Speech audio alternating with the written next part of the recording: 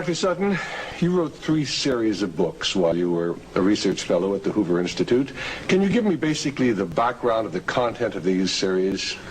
Yes, the series I wrote at the Hoover Institution at Stanford University concerned the transfers of Western technology to the Soviet Union, and essentially it comprised 3 individual books. Each book covers a period of time since 1917.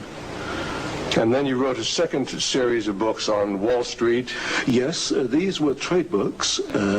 In other words, they're not academic books. They're written for the general public. They concerned the build-up of the 3 types of socialism: Bolshevik socialism in Russia, what we might call welfare socialism in the United States, and Hitlerian or National Socialism. And each book examines the financing and the contributions made by Wall Street, by international bankers, to the development of that specific form of socialism.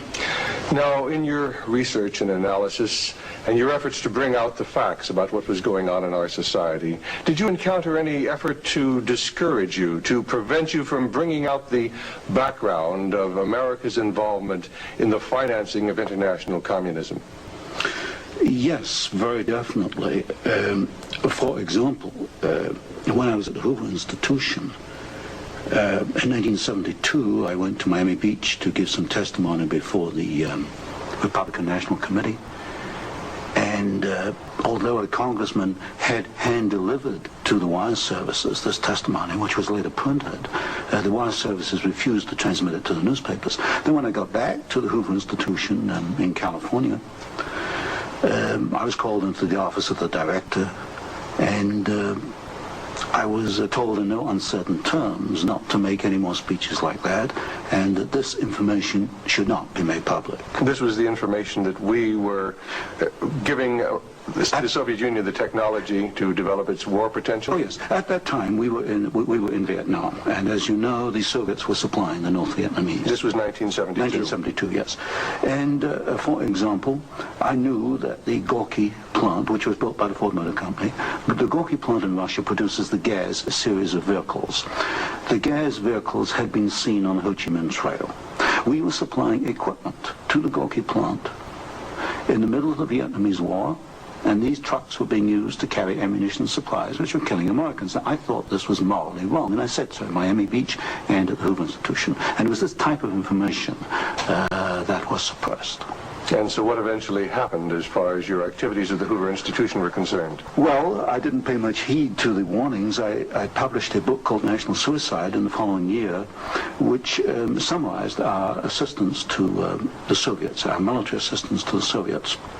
And when that book came out, again, there was great pressure to stop the book. There was pressure on both the publishers and me personally. And I felt I couldn't take this, and a few years later, I just left the Hoover Institution. Since 1975, I've been an independent author without any ties whatsoever. Let's go a little bit into the background of the financing of the German war machine that we fought in the period 1941 to 1945. Could we start, first of all, with the original financing of Hitler between 1922 and 1923, when he was first making his effort to come into prominence in Germany? The original financing of Hitler, that's in the years 1922, came only partly from Germany. One of the most prominent Americans concerned with financing Hitler was Henry Ford. In fact, Henry Ford received a medal in 1938 for his assistance to the early Nazi Party. Then, of course, Hitler had his attempted push in 1923. He went to jail, and then we began another era in the rise of Hitler. Right, and of course, he eventually came to power in 1933 by the electoral process. What about the financing of Hitler's electoral activities in 1933? This I can trace. I have traced it very exactly. I discovered amongst the Nuremberg records a series of bank transfer slips to the Delbrück-Schickler Bank in Berlin to an account which was under the control of Rudolf Hess. And this was the fund that was used to finance Hitler's access to power in March 1973. And amongst the corporations that transferred money to Hitler, I find not only R.G. Farben, which is quite widely known, but also German General Electric, AEG, which is under the control of General Electric in the United States, or was at that time, and companies like Osram and... Now, what was the tie-in between Osram and General Electric? The tie-in was a share tie-in. International General Electric in the United States had controlling interest in German General Electric, and also through share interlocks, a controlling interest in Osram in Germany. So then we have Ford and we have General Electric helping to finance Adolf Hitler's rise to power. Were any other large American corporations involved? Very definitely. Standard Oil, through its technical association with IG Farben, for example, Germany could not have gone to war in 1939 without tetraethyl. You need tetraethyl to raise the octane value of aviation gasoline. Germany had no means of doing that. This was developed in the ethyl laboratories in the United States and transferred to the Germans. Standard Oil came up with the hydrogenation idea, which was very essential for Germany in the 1930s, because to raise the quality of its gasoline for aviation purposes. This was transferred to the Nazis. And ITT, for example, International Telephone and Telegraph, was very intimately associated with the Nazis through Dr. Schroeder, who was head of the ITT subsidiaries in Germany. And ITT controlled companies which made not only electrical instruments, but also the Focke-Wulf plant, which made airplanes, fighter airplanes. So what you're suggesting then is that American corporations were helping to finance the German industry that was building up the war potential? American corporations, only a few, not many, financed Hitler through their subsidiaries. They transferred technology. They transferred material assistance, for example, stocks of tetraethyl before the Germans could manufacture it under the joint manufacturing agreement with the United States. And also they financed this. For example, Standard Oil financed in 1933 the development of the gasoline industry in Germany, which was needed to fight World War II. And that's a very interesting point. Could you go a little bit into the background of where Germany got its oil to fight the Second World War? Because certainly Germany doesn't have oil resources. Germany does not have oil resources, that's true. It used in World War II synthetic oil, which it got from coal. And the basic technical processes for the development of oil from coal came from the United States, from essentially from the Standard Oil laboratories, which had this technical assistance agreement with IG Farben. And of course IG Farben contributed something like 60% of the explosives needed by the German Wehrmacht, probably about 40-50% of the gasoline needed by the Wehrmacht and by the German Air Force, the Luftwaffe. And was there a definite interlock between IG Farben and Standard Oil? The interlock was at the technical level, the exchange of patents. It was through a financial technical assistance agreement. There were other interlocks with the United States through a subsidiary, IG Farben, in the United States. But with Standard Oil, the interlocks at the technical and financial level. And is it a fact, it's been stated, that there were members of the board of directors of Standard Oil who were also on the board of directors of American IG Farben? Yes, Walter Teagle is one name that comes to mind. There were several directors. Was there an interlock with Ford between IG Farben and American IG Farben and the Ford Motor Company? Not that I can recall, not offhand. Not offhand. So basically what we're seeing then is American industry helping to provide the technology, helping to provide the finance, helping to provide the material that is going to allow Hitler to create his war machine. Yes, that is correct. That is correct. Now, in your book, Wall Street and the Rise of Hitler, you talked about the bombing patterns during the Second World War, and the fact that it was amazing that there were certain factories that were not bombed, whereas the majority of the German factories were decimated, German-owned factories. There were certain factories that tied into this interlock we've already alluded to, that for some strange reason seemed to escape the devastation of our saturation bombing. In World War II, the German electrical industry was or should have been a prime target for Western bombing. But in practice, the German General Electric plants were not bombed. Of the 10 major plants, not one was bombed, and a half a dozen others had trifling damage, broken windows, that kind of thing.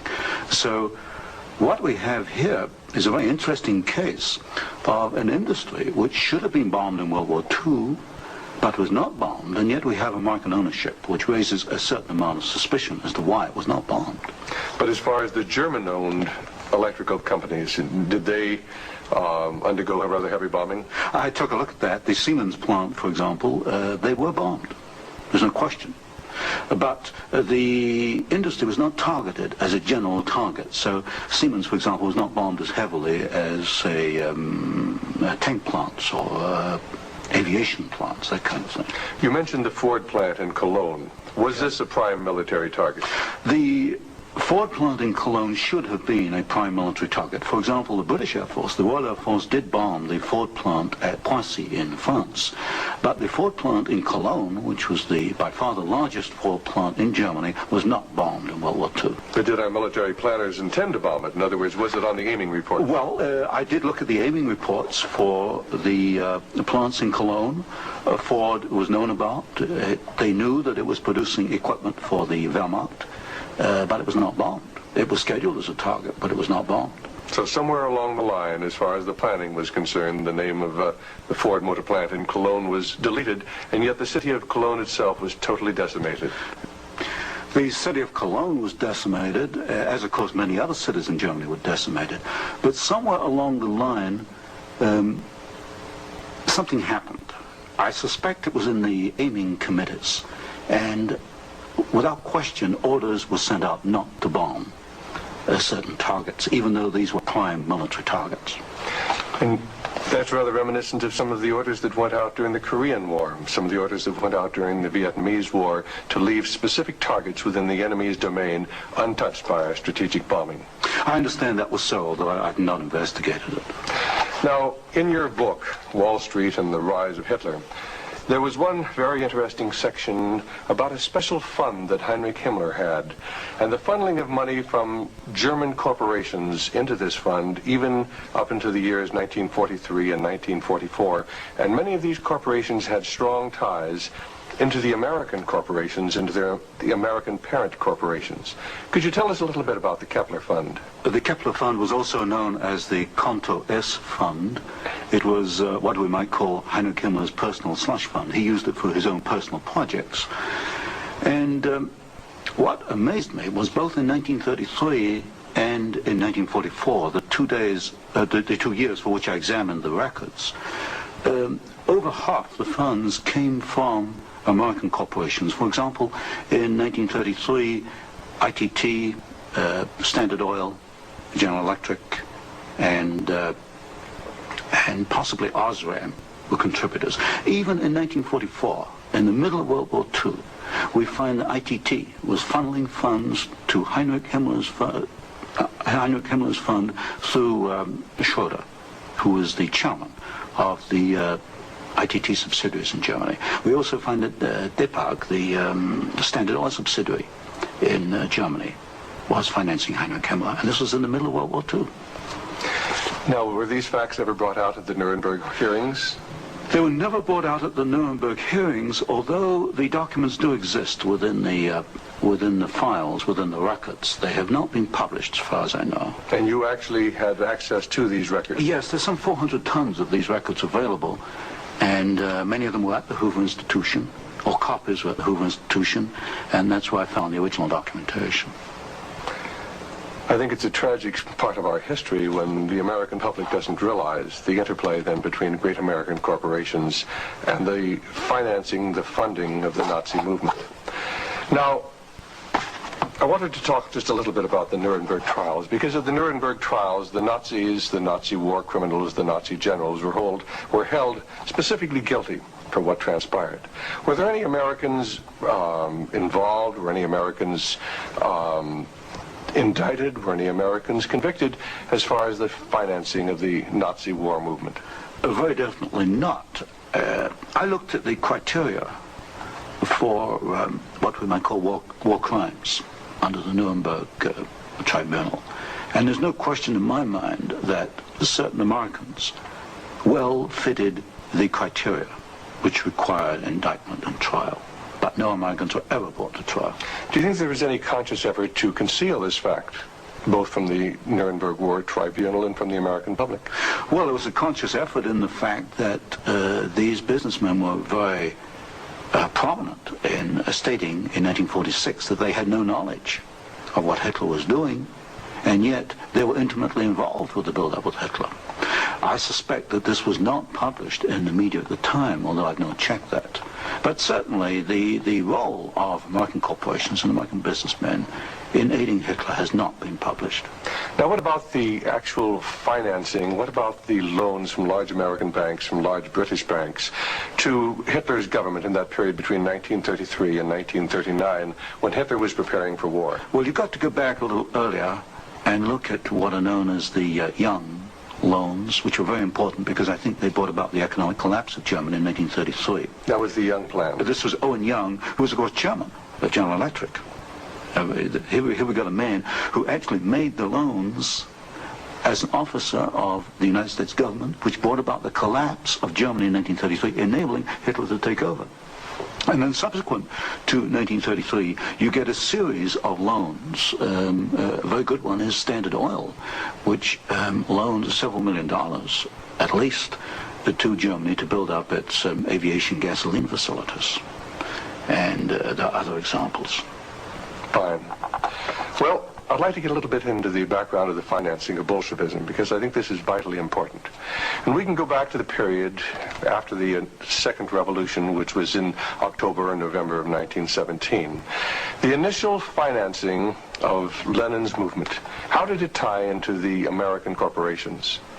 Was there any American involvement in that period between 1917 and 1918, when Bolshevism was just beginning to get a foothold in Russia? Yes, there were several incidents. The most important is one involving Colonel William Boyce Thompson, who was the largest shareholder in the Chase Bank, which of course today is Chase Manhattan Bank.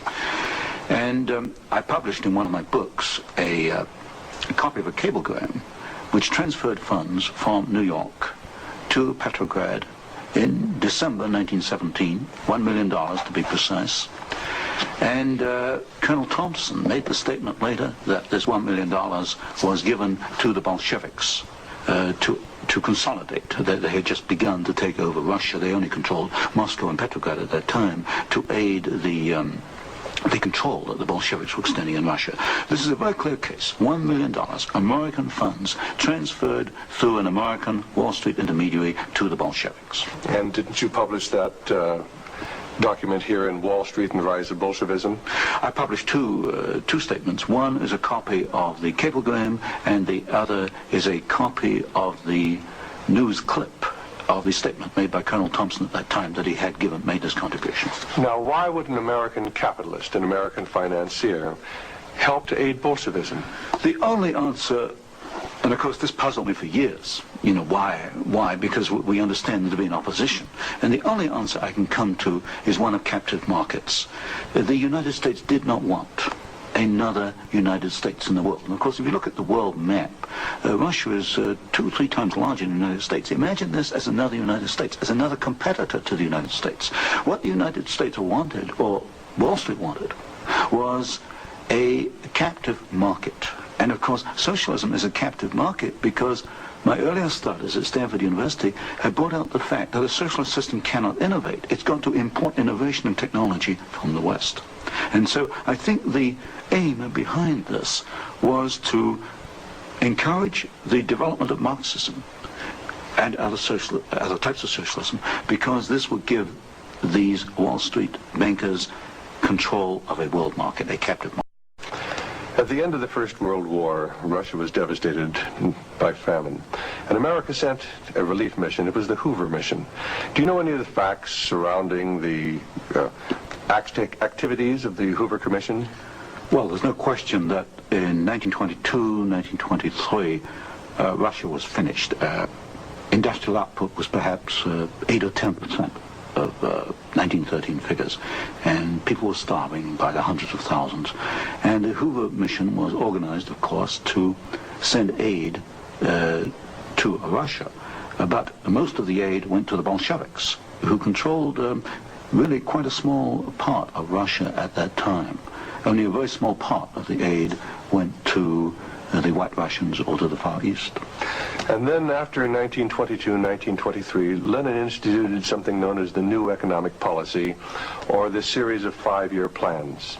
Can you tell us about the 5-year plans and the part that the major American corporations, major world corporations, played in building up the Soviet Union? Well, there are two separate phases here. The new economic policy was started in 1923 by Lenin, and I found, and I published this in my first book from Stanford, that every single Russian industry was rebuilt or restarted by foreign corporations, mostly German, British, French, and American.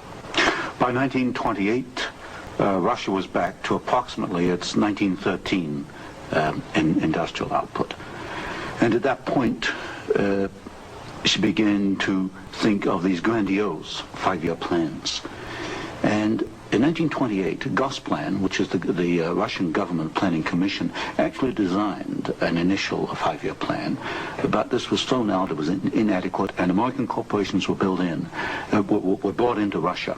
And the first 5-year plan and the second 5-year plan were actually designed in the United States by American corporations. And what were these corporations? Which ones specifically were involved?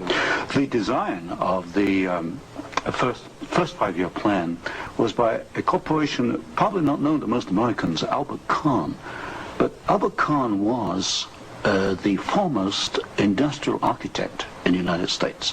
And Albert Kahn laid out the basics of the first 5-year plan for the Soviets. And then we find, again, the same corporations involved with the construction of the plants. International General Electric, certainly, DuPont, Ford Motor, Hercules Motor, Curtiss-Wright in aircraft engines, and even some corporations which today we've forgotten about, like Valti and Chance Vought. These were aircraft manufacturers at that time. And so American corporations came in and they built the first 5-year plan. But what was important, the Soviets then copied these plans, and this accounts for the tremendous Russian output. They took this initial equipment and they multiplied it, they copied it by the 100. Now, how about Ford Motor Company? Did they play a part in the building up of the Soviet potential? Very definitely. Ford Motor Company built the Gorky plant, and the Gorky plant produces the GAZ series of vehicles, that's GAZ, and these are trucks and some automobiles. And right from the early 1930s, you find that the GAZ plant has had military potential, and Ford knew that when it went in and built the Gorky plant. And we know it because I found statements to this effect within the State Department files. Sometimes we hear the name Averell Harriman. Did he play a part in building up the Soviet technology? Very definitely. In fact, Averell Harriman came out of the Soviet Union financially a profit. He took over the Georgian manganese concession in the early 1920s. Got this back on his feet for the Soviets, and manganese became a prime export for the Soviets, and so they were able to sell this abroad, get foreign exchange, which financed their industrialization.